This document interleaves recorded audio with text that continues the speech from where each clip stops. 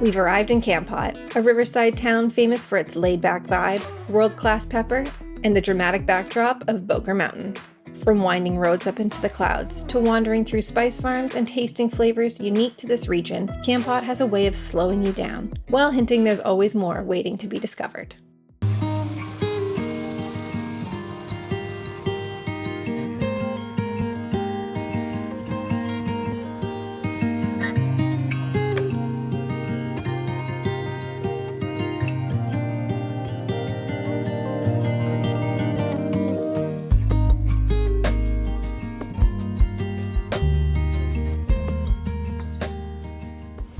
It's our first morning in Kampot, and we've just come out for breakfast to a place called the Espresso Cafe Roastery.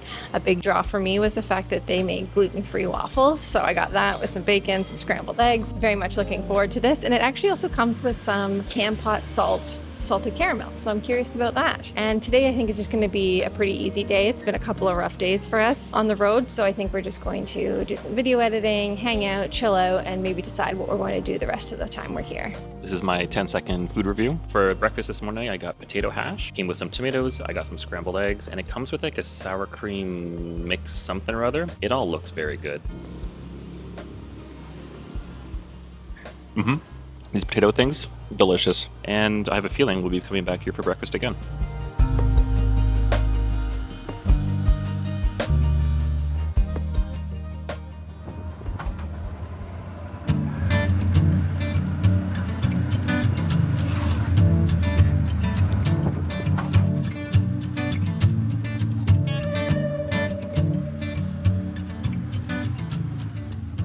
We've driven about 900 kilometers at this point, and around 1,000 kilometers is when we need to do some maintenance on the Tuk Tuk. And because we're in Kampot, so a bigger town, we figured now would be a good time to do it. We've still got some more driving to do while we're here, and then another couple hundred kilometers back to Siem Reap, so it definitely needs to happen, and this seemed like the best opportunity to do it.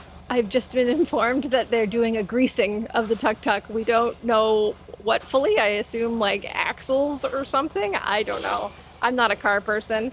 But basically, the Tuk Tuk rental people in Siem Reap, they told us what shop to come to in Kampot and then said to call them when we arrived and they would speak with the mechanics here and discuss what needed to be done. We've been adding oil to the Tuk Tuk ourselves over the time we've been driving it, so it doesn't need a change. Sounds like it just needs a greasing. You can actually see it behind me. They've already got it up on the jack and he's already gone right to work. I assume it probably won't take too long and then we'll be out of here.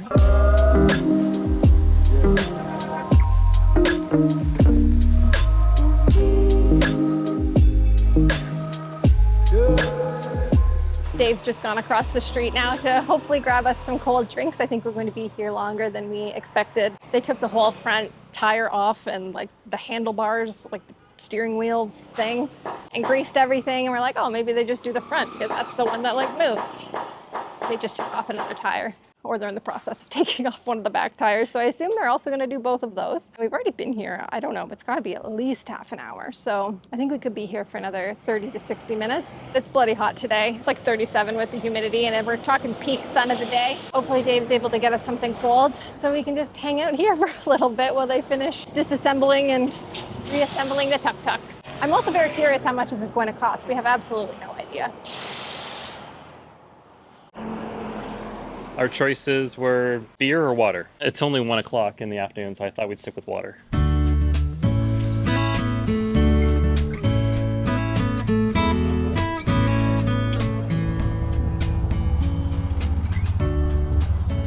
So we went into that with zero understanding or expectation of what we were doing or what was going to happen, how long it was going to take, anything like that. It took about an hour and a half at least, I would say, which I mean, not bad. They had to take all 3 wheels off. They took off axles, some other thing. Lots of stuff happened. It ended up costing $10 Canadian or 30,000 Rial. Oh, and I also forgot, Dave had them fix our gear shifter handle thing by the clutch. When we had first gotten it from the Tuk Tuk rental, it was really loose and they had put like a rag inside of it and then shoved it back on to create more, I guess, friction. Just as they finished up all of the greasing, Dave asked if they could fix the handle, and so they just took it off, wrapped a bunch of electrical tape around it and shoved it back on, and it seems to be working perfectly. Now we're just stopped at an LPG station to fill up. I think we're just over half. And that's basically, I think, going to be it for the day. We were maybe going to go to Bokor National Park this afternoon, but it's already 2:30 and we're probably just going to hold off and just have a full day of experiences tomorrow. We want to do Bokor National Park, and I think I also want to go stand-up paddleboarding instead of the classic kayaking or river cruise, that kind of thing. So yeah, I think that's going to be for tomorrow, and tomorrow's going to be our last full day in Kampot.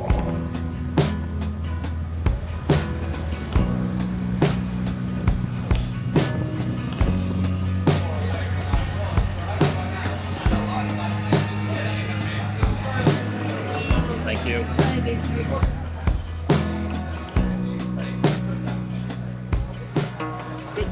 Tonight we've come out to a place called the Pig Pen Barbecue, and it's looking really good. I got the barbecue chicken nachos, and it smells incredible. It's got barbecue chicken, cheese, looks like onions, barbecue sauce, and of course the nachos, which is perfect for me, corn chips. And Dave got a chicken parm sandwich, which I'm kind of jealous of because it looks insane. My mouth is watering just looking at this food. I'm very excited.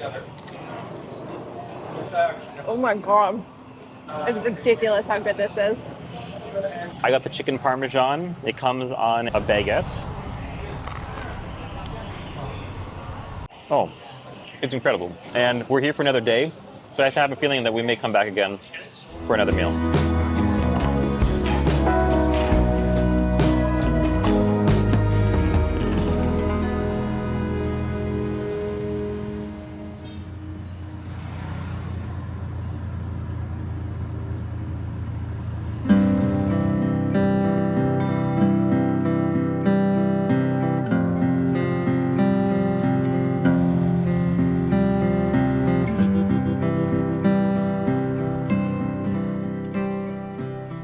We've just arrived at Bokor Mountain, and it took us about 30 minutes to drive up the actual mountain itself. On the way up, funny enough, tons of monkeys, like just sitting on the side of the road, just doing their own little monkey thing. So now that we're at the top, we're at Bokor Hill Station. I don't know a lot about the history or anything about the history, but it looks like there are some really run-down buildings that, if they were actually like fully built, would be really nice, like really well situated. There's what looks to be an old hotel up the hill from us right now that overlooks the ocean. Looked incredible. We'll probably do a little bit more research because there's like old hotels, whatever this building is, whatever it is behind me. There's an old church over there on the hill, but also close by it, we passed a giant casino.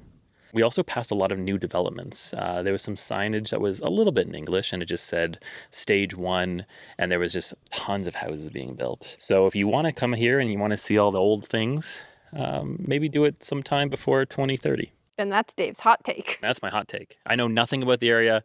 I know nothing about the politics. All I know is what I feel in my gut, which is the magic will be gone in 5 years.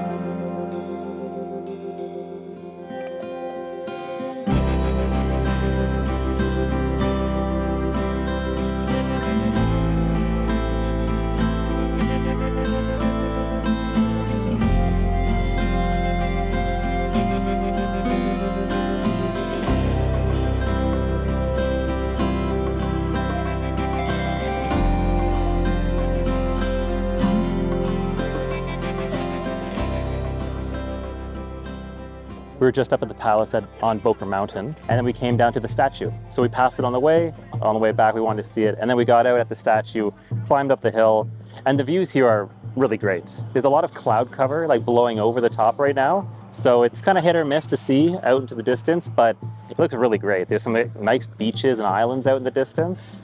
So I'm hoping we'll be able to capture some of that. Maybe we'll get lucky, maybe it'll clear up. Right now it looks like it actually could be clearing up.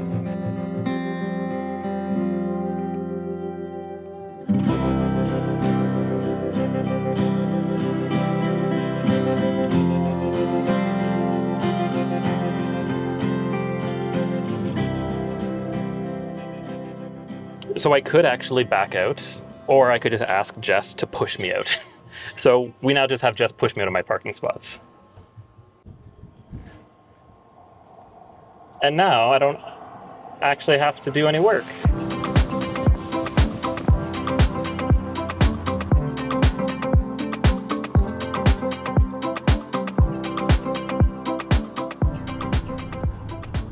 Originally, my plan was to do a stand-up paddleboard tour and lesson, but they unfortunately didn't have any availability for this afternoon. So we're pivoting, and we're actually going to go to one of the pepper plantations that's a really famous thing here in Kampot. Kampot is known for their pepper.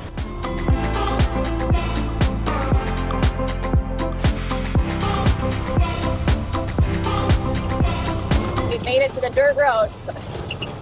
Not much further now.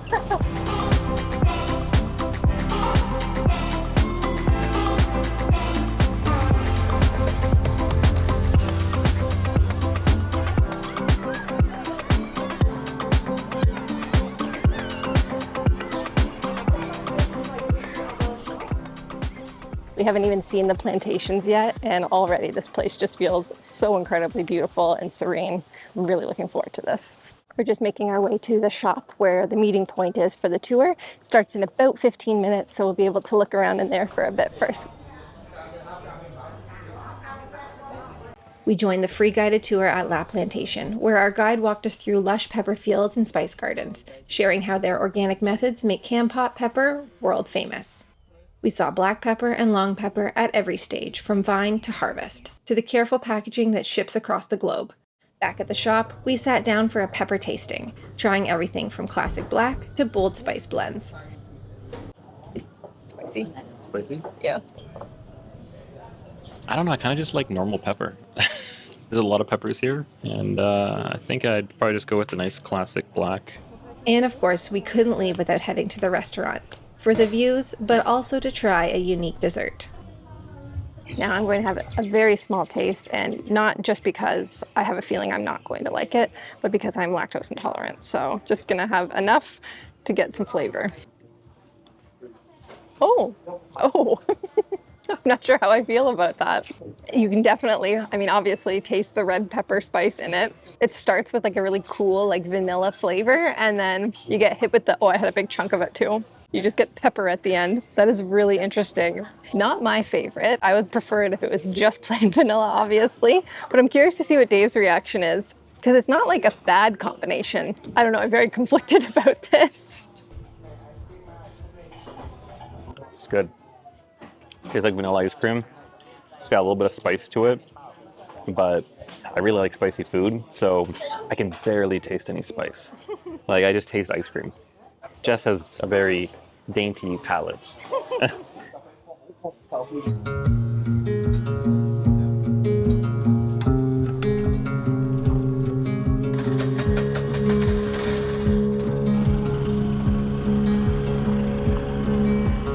for me! Wait for me!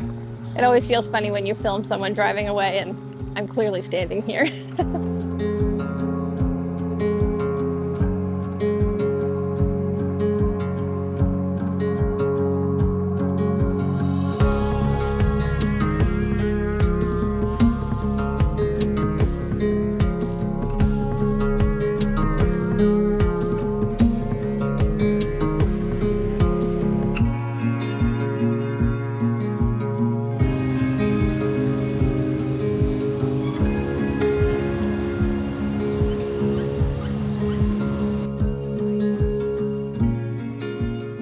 That's it for our time in Kampot. From mountain views to pepper farm landscapes, this riverside town has been the perfect stop near the end of our journey.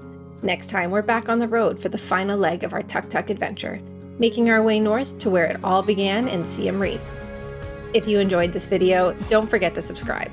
Thanks so much for watching, and we'll see you in the next one.